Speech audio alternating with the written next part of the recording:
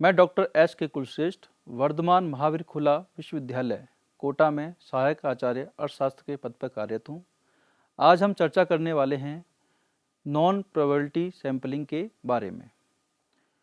तो non probability sampling का मतलब होता है जिसमें सभी सैंपल के आने की संभावनाएं समान नहीं होती, या हो सकता है कि कहीं ना कहीं बायसनेस रहती है सिलेक्शन ऑफ सैंपल के अंदर, तो उसे नॉन प्रोबेबिलिटी सैंपलिंग कहा जाता है। नॉन प्रोबेबिलिटी सैंपलिंग 4 प्रकार की हो सकती है। पर्पज सैंपलिंग हो सकती है, कोटा सैंपलिंग हो सकती है, स्नोबॉल सैंपलिंग हो सकती है और कन्वीनियंस सैंपलिंग हो सकती है। तो सबसे पहले हम चर्चा करेंगे पर्पज सैंपलिंग की। इसका अभिप्राय है कि a non probability sampling procedure that involve selecting elements based on a researcher's judgement about which elements will facilitate his or her investigations. अभिप्राय ये है, इसमें सबसे इम्पोर्टेंट होता है कि रिसर्चर को उसके उद्देश्य के अकॉर्डिंग जो सैंपल सुटेबल लगता है या उसको लगता है कि इस सैंपल से उसके ऑब्जेक्ट पूरे हो रहे हैं, उसको वह अपनी सुविधा के अनुसार ले सकता है, अपने उद्देश्य के अनुसार ले सकता है। जैसे कि सपोज कीजिए एक सर्वे करना है और हमें ये पूछना है कि if you want to understand the thought process of the people who are interested in pursuing master degree, हमें उन लोगों के बारे में जानना जो एमए या मास्टर डिग्री करना चाहते हैं। तो सबसे पहले रिसर्चर के इंटरेस्ट का या उसके ऑब्जेक्ट का विषय जो है वो सैंपल हैं या वो लोग हैं, वो कॉरेस्पोंडेंट हैं जो एमए करना चाहते हैं। तो सबसे पहला क्वेश्चन जो उस रिसर्चर का होगा वो यही होगा कि are you interested in masters इन।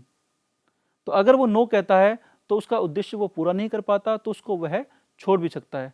अर्थात हमेशा सबसे पहले जो उसका उद्देश्य पूरा करता है, जो रिसर्चर का उद्देश्य पूरा करता है, उन्हीं सैंपल को कलेक्ट इसमें किया जाता है। इस कारण ये सैंपलिंग को पर्पजिव सैंपलिंग भी कहा जाता है। दूसरे प्रकार का सैंपलिंग आती है कोटा सैंपलिंग। हमने पहले स्ट्रेटिफाइड सैंपलिंग पढ़ी थी और हम पढ़ रहे हैं कोटा सैंपलिंग। तो उसमें और इसमें मुख्यतः अंतर ये रहता है कि कोटा सैंपलिंग में भी कोटा होता है और स्ट्रेटिफाइड के अंदर भी ग्रुप होता है, परंतु कोटा सैंपलिंग और इसमें थोड़ा डिफरेंस होता है कि कोटा सैंपलिंग के अंदर हमें हर जगह रैंडमनेस नहीं चाहिए होती, जबकि स्ट्रेटिफाइड सैंपलिंग के अंदर हमको हर जगह रैंडमनेस चाहिए होती है। तो जैसा कि लिखा हुआ है कि a non probability sampling procedure that involves describing the target population in the terms of what are the thoughts to be relevant criteria and the selecting sample elements to represent the relevant subgroup in the portion of the presence in the target population। अर्थात हमको हमेशा एक Kota decide करना पड़ता है, एक Kota decide करना पड़ता है पर्टिकुलर ग्रुप का कि उसमें से अपने को कितने लोग लेने हैं। कि जैसे सपोज करो एक जनसंख्या है, उस जनसंख्या के अंदर अपने को लोग लेने हैं। वो लोग हो सकते हैं आय के आधार पर लेने हैं, हो सकता है उनके एजुकेशन के आधार पर लेना होता है, हो सकता है उनके जेंडर के आधार पर अपने को लेने हो सकते हैं। तो जब भी हम कभी एक कोटा डिसाइड कर लेते हैं, भाई हमें इतने % इतने लोग लेने हैं, इस इनकम ग्रुप के लेने हैं, इतने % इस इनकम ग्रुप के लेने हैं, इतने इस इनकम ग्रुप के लेने हैं, तो उसको हम कोटा सैंपलिंग कहते हैं। उसी प्रकार से हम एजुकेशन के आधार पर अगर हम कोटा करना चाहें तो हम कर सकते हैं कि इतने % हमको अपर प्राइमरी के लेने हैं, प्राइमरी के लेने हैं, या हायर एजुकेशन के, ग्रेजुएट के, पोस्ट ग्रेजुएट के इतने % लोग लेने हैं। जब भी हम परसेंटेज या किसी प्रकार कोटा डिसाइड करते हैं विद इन द सैंपल, तो उसको हम कोटा सैंपलिंग कहते हैं।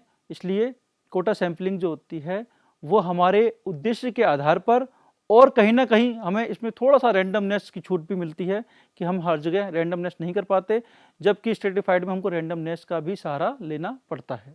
दिस टाइप ऑफ सैंपलिंग जो होती है depend on some preset standard होता है। It select the representative select sample चाहिए होता है फ्रॉम द पॉपुलेशन, और जो इसका पोर्शन होता है, जिसका करेक्टरिस्टिक्स जो होती है, वो अपने सैंपल की should be same as the population होनी चाहिए, और element are selected until exact portion of the certain type of the data is obtained or sufficient data is different category is collected। तो हमको तब तक डेटा कलेक्ट करना पड़ता है जब तक कि हमको उस पर्टिकुलर हमने जो कोटा डिसाइड किया है तब तक कि वो अपने को सैंपल नहीं मिल पाता।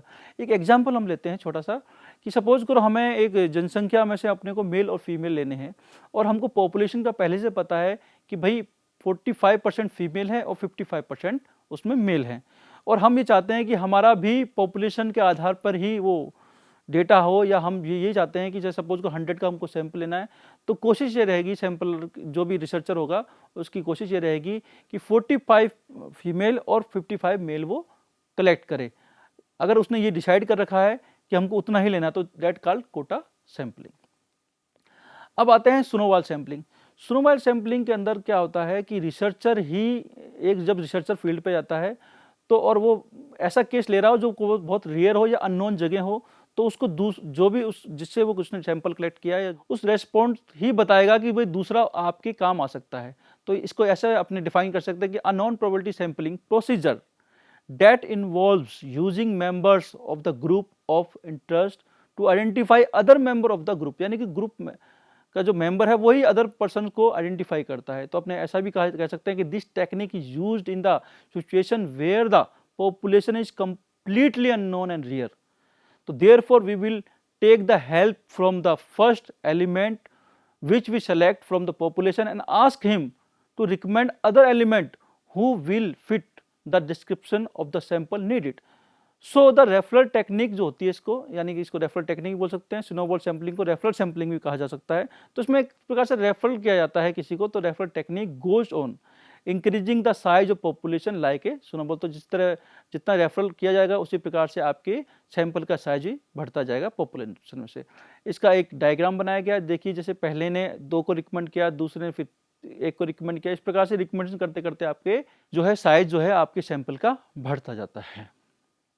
इसके बाद है कन्वीनियंस सैंपलिंग या सुविधाजनक जो अपना होता है सैंपलिंग होती है।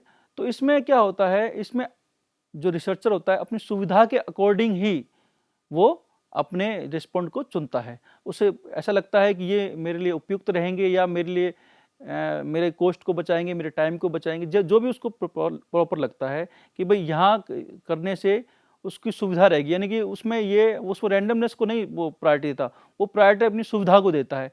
तो इसमें सबसे बड़ी प्रॉब्लम जो आती है सैंपलिंग में ये आती है कि सैंपलिंग को बायस सैंपलिंग भी कहा जाता है, क्योंकि इसमें सैंपल को सभी सैंपल्स को आने की इक्वल संभावना नहीं मिलती, कहीं ना कहीं बायस इसमें रिसर्चर की इन्वॉल्व होती है।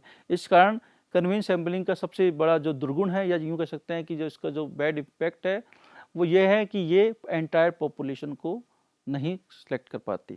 पर इसकी सबसे अच्छी बात ये होती है कि जब भी हमको कभी पायलट सर्वे करना होता है, तो हम जब पायलट सर्वे करते हैं और हम अपने ये देखते हैं कि हमारे क्वेश्चनर जो है उसमें जो हमारे जो क्वेश्चंस हैं उसके उपयुक्त आंसर मिलेंगे या नहीं मिलेंगे, या हम ये देख पाते हैं कि भाई हमारे जो क्वेश्चनर्स हैं उसमें सारे क्वेश्चंस जो हैं उसके जवाब किस प्रकार से बनेंगे, या उसको जो भी, तो यानी पायलट सर्वे के अंदर जो है कन्वीनियंस सैंपलिंग का बड़ा रोल होता है।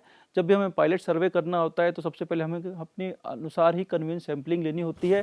कन्वीनियंस सैंपलिंग के बाद ही हम क्या है हमारी जो मूल जो क्वेश्चनर होता है या जो भी शेड्यूल्स होता है उसको हम भरने के लिए या तो फील्ड पे आते हैं या ईमेल के द्वारा हम सूचित करते हैं।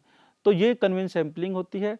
तो इस प्रकार से हमने जो सैंपलिंग की बात की, हमारी जो 4 टाइप की सैंपलिंग थी, परवरिश sampling, quota sampling, snowball sampling और कन्वीनियंस सैंपलिंग।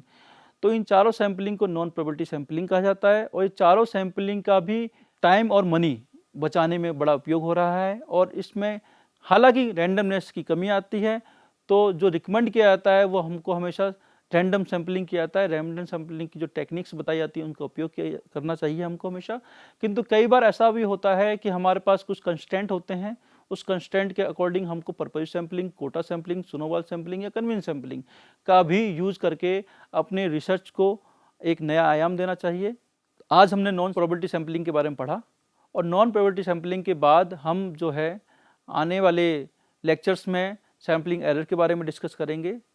तो उसमें हमें ये पता लगेगा कि किस प्रकार की एरर्स भी हमें सैंपलिंग जब हम करते हैं, प्रोबेबिलिटी सैंपलिंग करते हैं, नॉन प्रोबेबिलिटी सैंपलिंग करते हैं, तो उनका हमें सामना करना पड़ सकता है, और उससे हम कैसे उससे दूर हो सकते हैं, जिसके बारे में हम अगले जो भी लेक्चर्स होंगे उसमें डिस्कस करेंगे। इसी के साथ धन्यवाद।